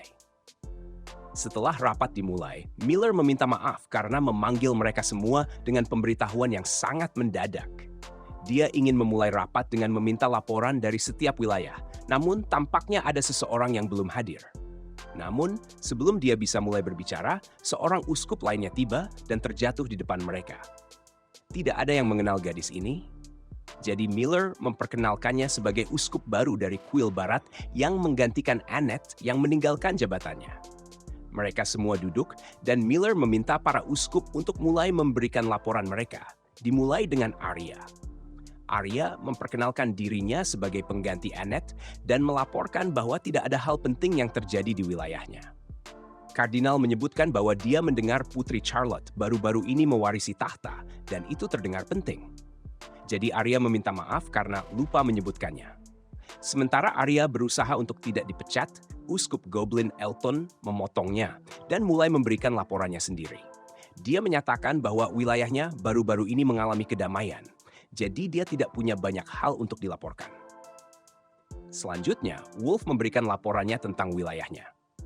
Wilayahnya bernama sesuai dengan nama daerahnya, dan itu adalah wilayah yang baru-baru ini mengalami kedamaian. Itu satu-satunya village ng tempat yang terpencil, tetapi semua baik-baik siya. And karang ako konflik and network haji, wine si versus reading suhab. Selanjutnya adalah Yisha. Dan sementara yang lainnya tidak memiliki banyak hal untuk dilaporkan, dia memiliki kabar buruk yang harus disampaikan. Baru-baru ini, seorang Otherworlder mengamuk di wilayahnya dan menghancurkan setengah kota Vele. Dia saat ini sedang berusaha untuk mengembalikan kota tersebut ke kondisi semula. Tetapi mengenai Otherworlders, Miller sebenarnya memanggil rapat ini karena masalah mereka. Seperti yang dia sampaikan seminggu lalu, Dark Lord yang terpilih dalam undian telah dikalahkan oleh sekelompok Otherworlders. Mengingat hal ini, Paus memutuskan untuk menutup lingkaran sihir yang menghubungkan dunia ini dengan dunia lain dan memberikan cuti dibayar yang tidak terbatas kepada Truck-kun. Elton senang bahwa pertempuran dengan Dark Lord akhirnya berakhir, tetapi masih ada ancaman yang mengintai dunia ini. Karena 7 Otherworlders yang mengalahkan Dark Lord semuanya mengklaim tanah yang dulu diperintah oleh Dark Lord sebagai milik mereka. Dan Paus telah menerima pernyataan dari ke-7 orang tersebut yang menyatakan bahwa mereka akan mengubah Zauberberg menjadi utopia yang sempurna. Ini jelas terdengar seperti deklarasi perang. Dan Paus sangat gelisah dengan ancaman tersebut. Karena Otherworlders seharusnya adalah malaikat yang dikirim dari atas untuk menyelamatkan dunia ini. Dan dia benar-benar peduli kepada mereka. Namun, sekarang mereka berbalik melawannya. Dan gereja harus mempersiapkan diri untuk bahaya yang akan datang. Mereka juga harus khawatir tentang Otherworlders yang telah menyebabkan kekacauan di setiap wilayah, serta Putri Dark Lord yang menghilang dari kastilnya. Tidak ada dari mereka yang pernah berpikir hari ini akan datang ketika Otherworlders menjadi musuh gereja, dan jika mereka bekerja sama, Otherworlders bisa menjadi ancaman yang jauh lebih besar daripada Dark Lord. Arya khawatir tentang bagaimana mereka akan melawan orang-orang yang begitu kuat, tetapi Isha memiliki ide tentang bagaimana mereka bisa mengatasinya. Dia memberitahu yang lainnya bahwa ada seorang Otherworlder yang berhasil menggunakan kemampuannya untuk mengirim Otherworlder lainnya kembali ke dunia mereka sendiri. Semua orang terkejut mendengar hal ini. Tetapi jika hipotesis Isha benar, maka mereka akan bisa mengirimkan Otherworlders kembali ke dunia mereka dengan bantuan hadiah dari Sensei. Tiba-tiba, Paus tiba, mengejutkan semua orang di sana, dan dia sangat senang mendengar kabar baik tersebut. Di meneer ons musmusert. De verelang werkloos. 2 dari 7 Otherworlders yang telah mengalahkan Dark Lord masih tinggal di kastil. Sementara 5 lainnya telah pergi ke berbagai wilayah untuk mengklaimnya untuk kekaisaran baru mereka. 2 yang tertinggal di kastil sangat antusias untuk melihat apa yang akan terjadi pada dunia ini. Kembali bersama Sensei dan yang lainnya, mereka akhirnya berhasil tiba di tujuan mereka. Dan Catgirl sangat senang akhirnya bisa tidur di tempat tidur lagi. Tetapi tiba-tiba, dia menerima notifikasi dari sistemnya bahwa karena semua usaha menarik peti mati, levelnya telah naik menjadi level 11. Meskipun naik level itu menyenangkan, dia tampaknya tidak puas dengan cara terjadinya. Untuk saat ini, Annette berpikir mereka harus mulai dengan mencari penginapan untuk malam ini. Tiba-tiba, sebuah suara memberitahu mereka bahwa ada penginapan yang bagus di jalan. Annette menoleh dan melihat seorang bocah laki-laki duduk di tiang tanda. Dan dia menawarkan untuk memberikan informasi yang akan membantunya menjelajahi kota ini karena dia baru di sini. Bocah tersebut memberitahunya bahwa ada layanan pengiriman pahlawan di kota ini, yang pada dasarnya adalah Otherworlders yang mendampingi kelompok yang kurang percaya diri dengan keterampilan mereka dalam misi, memastikan keamanan mereka dan membuat misi berjalan semulus mungkin. Bocah itu mengatakan bahwa dia sendiri yang memikirkan ide tersebut, tetapi begitu dia menyebutkan Otherworlders, Catgirl langsung teringat apa yang dilakukan Kotaro dan Suzuki. Jadi dia tidak ingin terlibat dengan hal ini. Bocah itu tidak mengerti mengapa Catgirl sangat tidak suka dengan Otherworlders, padahal merekalah yang menyelamatkan dunia ini. Namun, dia bilang jika mereka tertarik, dia bisa memperkenalkan mereka kepada seorang Otherworlder secepatnya. Tentu saja, untuk biaya kecil, dia meminta 40.000 Jinko untuk melakukan perkenalan tersebut. Catgirl mengatakan bahwa mereka tidak mau karena tidak ingin membuang uang sebanyak itu. Namun, Annette lebih dari senang untuk membuang uang sebanyak itu jika itu berarti dia bisa mendapatkan seorang pahlawan kuat untuk menjaga Sensei. Bocah itu mengira dia berbicara tentang menjaga peti mati. Jadi dia mulai memberi pidato tentang bagaimana orang mati tersebut mungkin menghargai jika tubuhnya dijaga. Namun, Sensei muncul dari dalam peti mati dan memberitahu bocah itu bahwa dia belum mati, meskipun dia berharap dia sudah mati. Bocah itu sangat ketakutan, tetapi Catgirl memberitahunya bahwa meskipun penampilannya, Sensei juga seorang pahlawan. Namun, bocah itu tidak mempercayainya.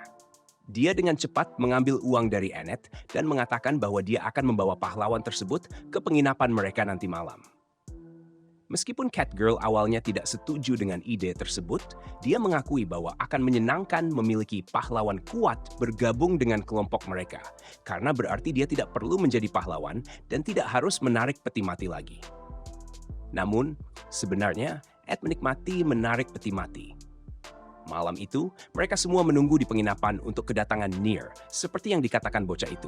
Tetapi Sensei memberitahu Annette bahwa bocah itu tidak akan datang dalam waktu dekat. Sederhananya, dia telah ditipu. Mendengar ini, pemilik penginapan bertanya kepada Annette apakah dia menunggu anak bernama Amir. Dan setelah mengonfirmasi, dia memberitahu mereka bahwa Nier terkenal di sini sebagai penipu muda. Dia bahkan belum pernah bertemu pahlawan sebelumnya. Jadi tidak mungkin dia bisa memperkenalkan Annette kepada seorang pahlawan seperti yang dia klaim. Annette sangat terpukul karena baru saja kehilangan $40.000. Jadi Catgirl berusaha menenangkannya. Sensei ingin tahu lebih banyak tentang Nier. Jadi pemilik penginapan menjelaskan bahwa Nier adalah seorang yatim piatu yang muncul di kota suatu hari. Dan sejak saat itu, dia mencari nafkah dengan menipu para pelancong yang tidak curiga. Dia menjadi gangguan bagi kota, tetapi kadang-kadang pemilik penginapan merasa kasihan padanya karena tidak memiliki figur orang tua yang bisa memperbaikinya. Dan dia benar-benar sendirian. Pada saat yang sama, Nier sedang duduk di bawah jembatan sambil menatap pedang tua yang dimilikinya. Namun, tak lama kemudian, ia diculik oleh beberapa orang yang tidak dikenal. Mereka membawanya ke sebuah gudang yang terbengkalai dan mulai memeriksa semua uang yang telah dikumpulkan Nier dari penipuannya. Nier bertanya kepada mereka apa rencana mereka terhadapnya, dan ketiga pria itu menunjukkan niat jahat di mata mereka. Nier mulai mencoba untuk membual agar bisa keluar dari situasi tersebut dengan mengklaim bahwa teman pahlawannya akan membalas dendam jika mereka mencoba mencelakainya. Namun para pria tersebut tidak khawatir karena mereka tahu pasti bahwa Nier belum pernah bertemu dengan seorang pahlawan. Dan sebenarnya mereka sendiri adalah pahlawan. Salah satu dari mereka memiliki hadiah yang memungkinkan dia untuk memanggil sebuah busur silang yang sangat kuat, dan karena Nier telah menggunakan nama pahlawan secara sembarangan untuk menipu orang, pahlawan tua yang lain berniat menghukum Nier dengan sebuah anak panah di kepala. Nier tidak bisa percaya bahwa pahlawan yang selama ini dia kagumi ternyata adalah penjahat, tetapi dia menerima kenyataan itu dan menunggu kematiannya. Namun pada detik terakhir, Sensei muncul dan mendorong tangan Bowman, mengalihkan anak panah ke lutut pria logam tersebut. Sensei memberitahu mereka bahwa mereka tidak berhak menyebut diri mereka pahlawan jika mereka bertindak seperti ini. Kata-katanya segera diabaikan saat pria dengan mata bercahaya menggunakan keterampilannya untuk menganalisis Sensei.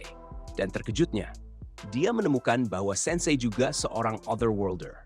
Hal ini membuat mereka semua waspada karena mereka tidak tahu jenis kekuatan apa yang dimiliki Sensei. Namun, setelah diperiksa lebih dekat, si penilai menyadari bahwa Sensei hanya memiliki 1 poin HP tersisa dan saat ini sedang diracuni entah mengapa. Ini membuat pemanah menjadi tenang karena dia sekarang berpikir bahwa dia bisa dengan mudah mengalahkan Sensei. Namun, begitu Sensei mendengar pemanah mengatakan bahwa dia akan mengakhiri hidupnya, rasa ingin tahunya melonjak dan dia mulai berjalan langsung menuju mereka. Si penilai mulai panik karena statistik kesehatan Sensei tiba-tiba meningkat dengan cepat. Dan Sensei mulai menantang pemanah untuk menembaknya tepat di jantung. Sehingga pemanah berpikir ini adalah jebakan untuk kemampuan Sensei dan melarikan diri bersama teman-temannya. Saat mereka pergi, Sensei merasa kecewa karena dia benar-benar berharap mereka bisa mengakhiri hidupnya. Nier kemudian bertanya kepada Sensei apakah dia seorang pahlawan, tetapi Sensei membantah bahwa dia adalah seseorang yang sebaik itu. Dia hanya seorang pria yang berusaha bertahan di dunia orang dewasa.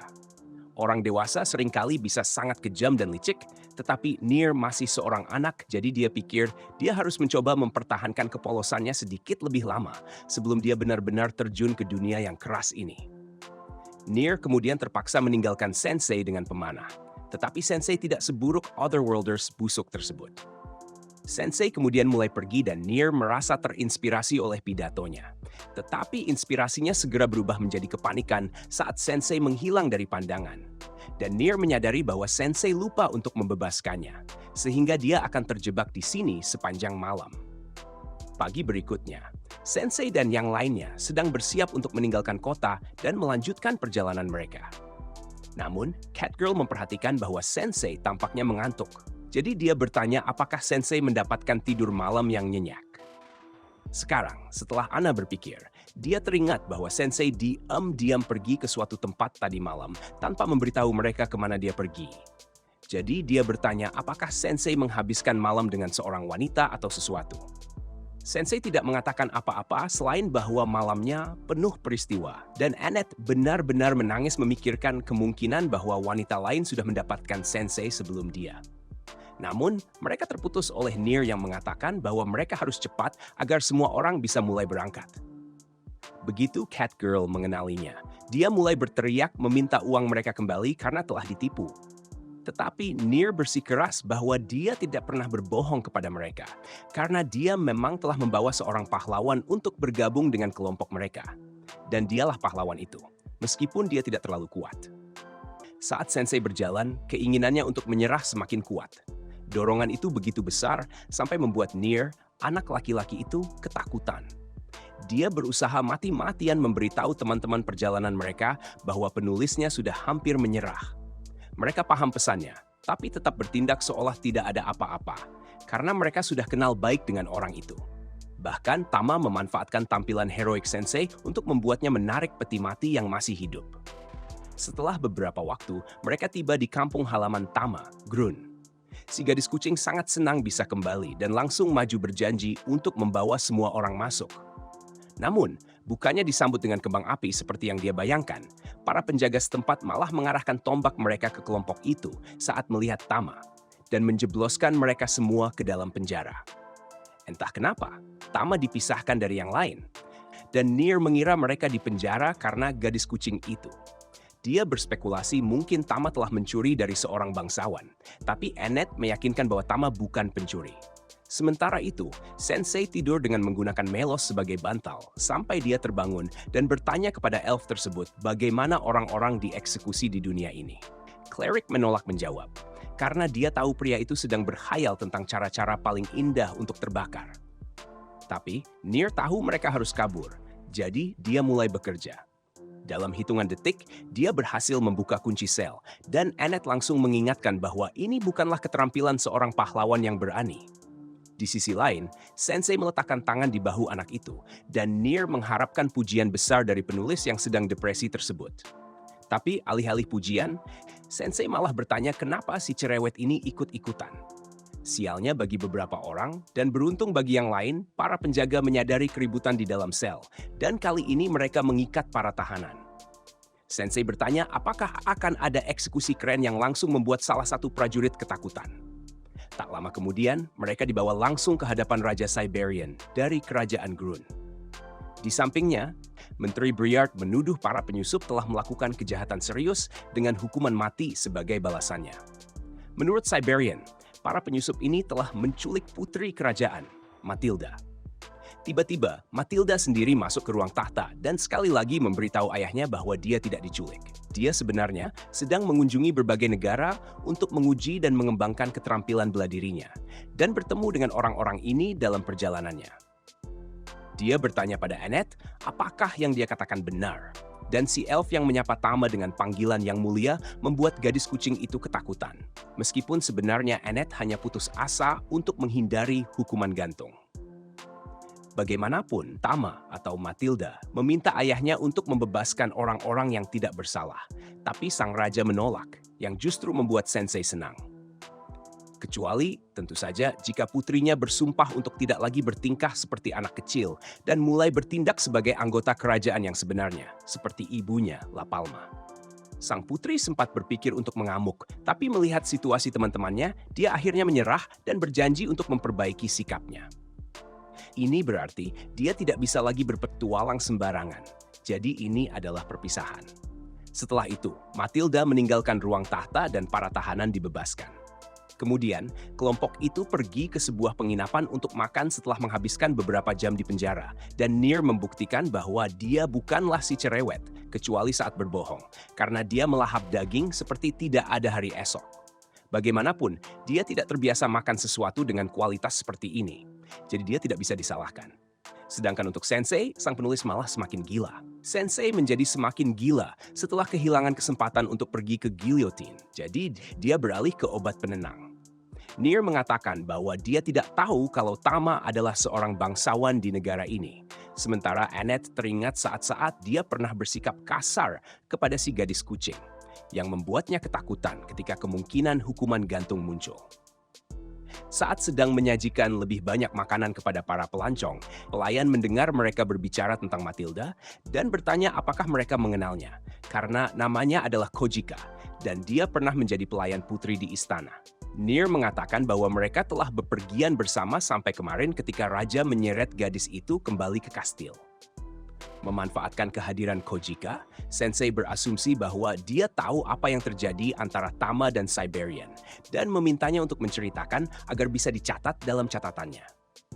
Mau tidak mau, Sensei menceritakan kisahnya dengan si gadis kucing dan mengakui bahwa dia memiliki kehidupan yang menarik. Annette mengingatkan mereka bahwa berbahaya untuk mengungkit masa lalu seorang putri. Sementara Nier mencatat bahwa tidak bijaksana untuk sembarangan memanggil bangsawan dengan nama Tama. Tapi Sensei tidak peduli apakah dia seorang bangsawan atau pelayan bar di Ginza yang suram. Bagi Sensei, dia tetaplah Tama, jadi Kojika setuju untuk menceritakan apa yang dia ketahui. Sementara itu, Matilda mengenang dengan humor bagaimana reaksi Annette dan Near ketika mereka mengetahui bahwa dia adalah seorang putri, sementara Sensei bersikap seperti biasa. Kenangan itu membuatnya khawatir tentang teman-temannya, sampai dia melihat dari jendela ada sosok sendirian di atap sebuah rumah. Orang ini membuka mulutnya yang mengerikan dan memanggil kekuatan yang menghancurkan atap ruang tahta. Dengan bangunan yang hancur, sang raja datang dengan beberapa penjaga dan melihat seorang pria duduk di atas tahtanya. Menyesal bahwa dia tidak pernah menjinakkan seorang wanita setengah manusia, meskipun senang bahwa ada banyak ras seperti itu di sini.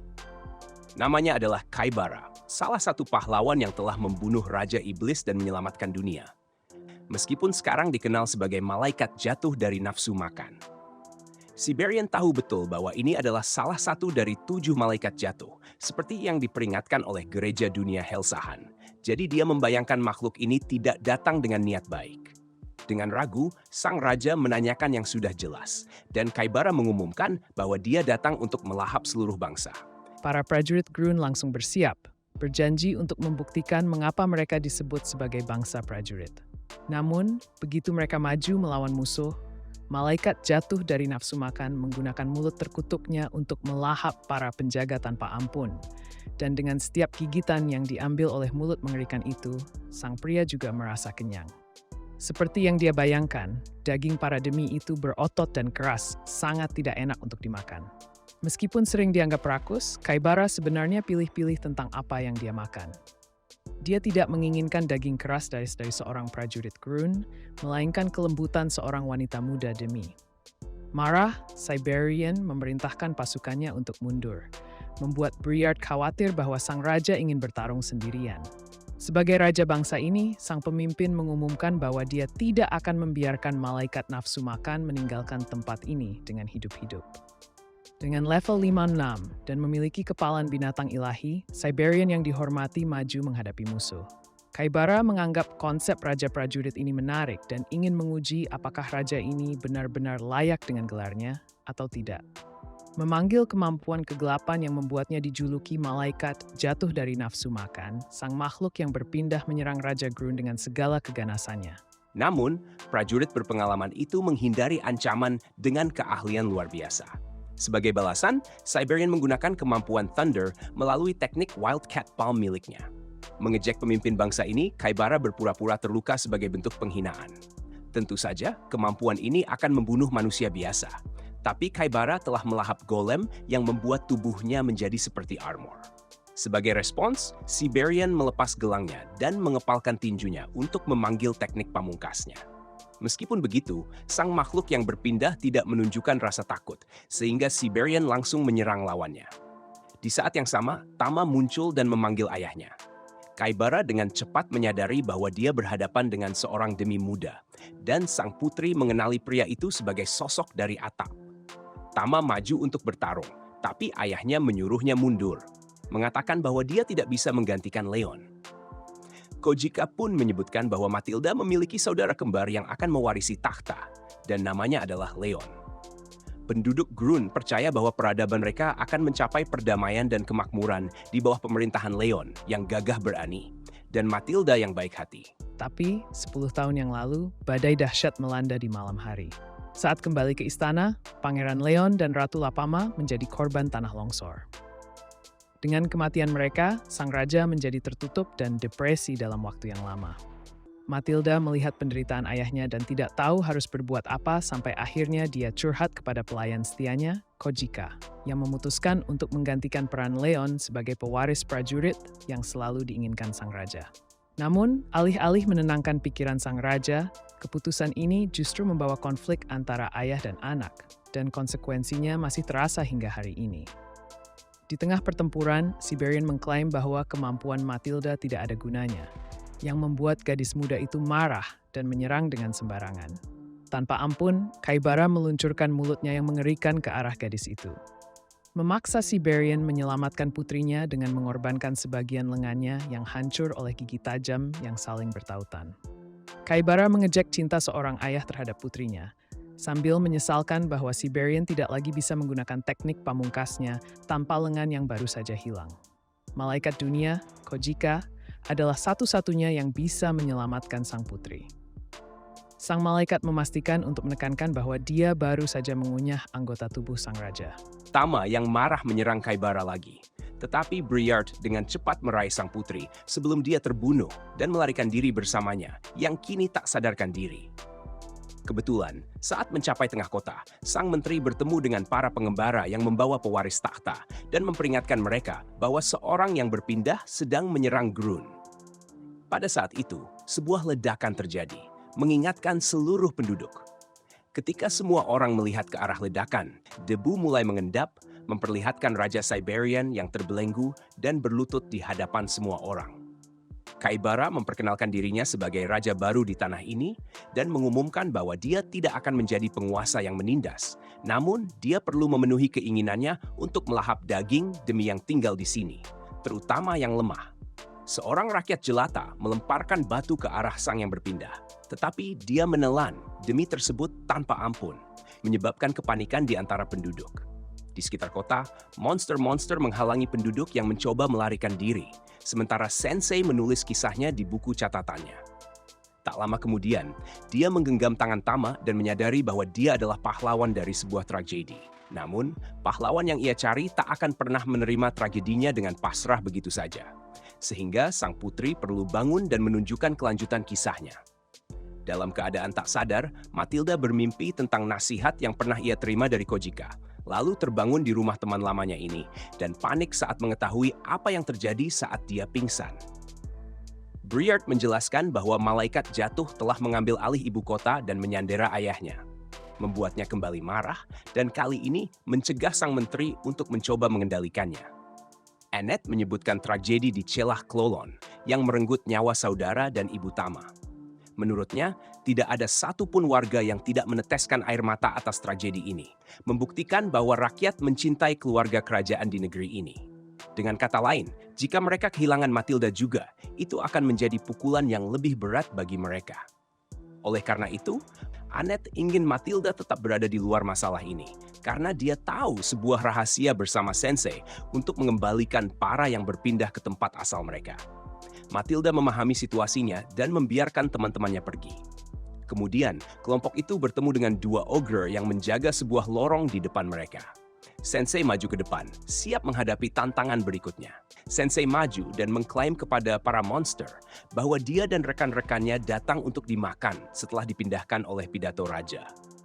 Mengetahui latar belakang penulis, teman-temannya khawatir bahwa dia serius. Sementara ogre-oge yang tidak mengharapkan ini bingung bagaimana harus bereaksi.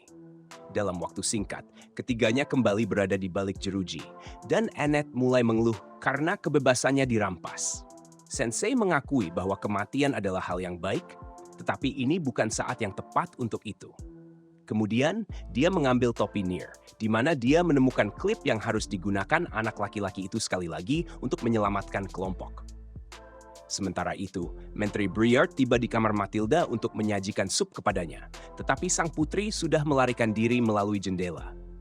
Di ruang tahta, Kaibara merenungkan demi mana yang ingin dia lahap berikutnya, dengan Siberian dalam keadaan marah absolut di sampingnya, terbelenggu dan berdarah. Tak lama kemudian, para ogre datang untuk menceritakan kisah tentang manusia yang ingin dimakan. Tetapi Tama menghentikan mereka dengan kekuatan brutal, menjatuhkan para monster tanpa ampun. Siberian menyesali keputusan putrinya, berbeda dengan malaikat jatuh dari kerakusan, yang bergembira melihat hidangan yang sangat diinginkannya di hadapannya sekali lagi.